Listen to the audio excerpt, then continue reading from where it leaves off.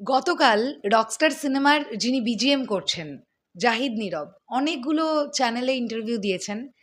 একটা ইন্টারভিউতে তিনি বলছেন যে যে সকল শিল্পীরা গান গাইছেন এই বিষয়টা নিয়ে সোশ্যাল মিডিয়ায় যত আলাপ আলোচনা হচ্ছে তার কিছুটা ঠিক আর কিছুটা ঠিক নয়।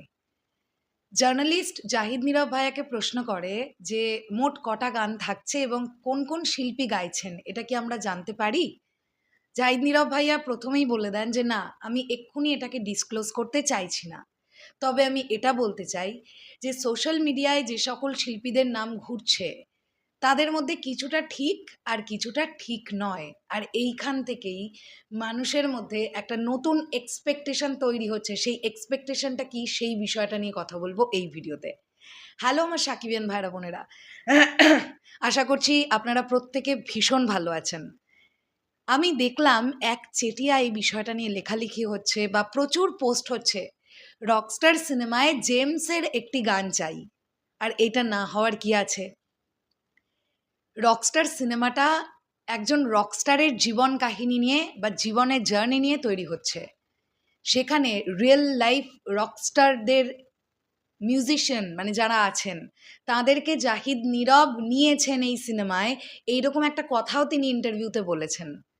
তাহলে এখন বাংলাদেশে যতজন রিয়েল লাইফ রকস্টার আছেন তাদের মধ্যে অন্যতম হচ্ছেন জেমস। জেমস মানে জেমসের একটা গানকে আমরা এক্সপেক্ট করতে পারি না রকস্টার সিনেমায়? এমন নয় তো সত্যি জেমস একটি গান রেকর্ড করেছেন বা তার একটি গান আসলেই থাকতে চলেছে যেটা রকস্টার টিম আমাদের জন্য চমক হিসেবে রাখতে চাইছে?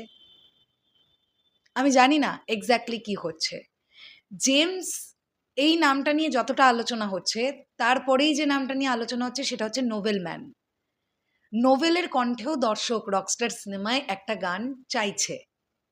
এবার এক্স্যাক্টলি কারা কারা গাইছেন বা গেয়েছেন সেটা তো রকস্টার টিম ছাড়া এই মুহূর্তে দাঁড়িয়ে আমাদেরকে কেউ বলতে পারবে না। তাই আমাদের অপেক্ষা করা ছাড়া কোনো গতি নেই।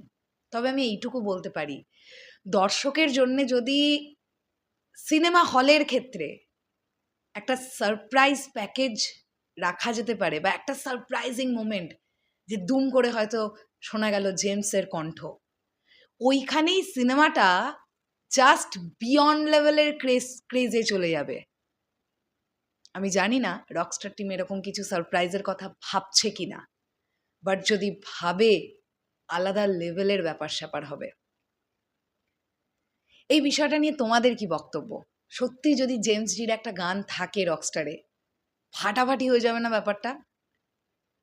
তোমাদের বক্তব্য কি বা আপনাদের বক্তব্য কি সেটা কমেন্ট সেকশনে জানাতে পারেন। শেষ করলাম ভিডিওটা, আসছে আবার খুব শিগগিরই। তাহলে এখনের জন্যে টাটা।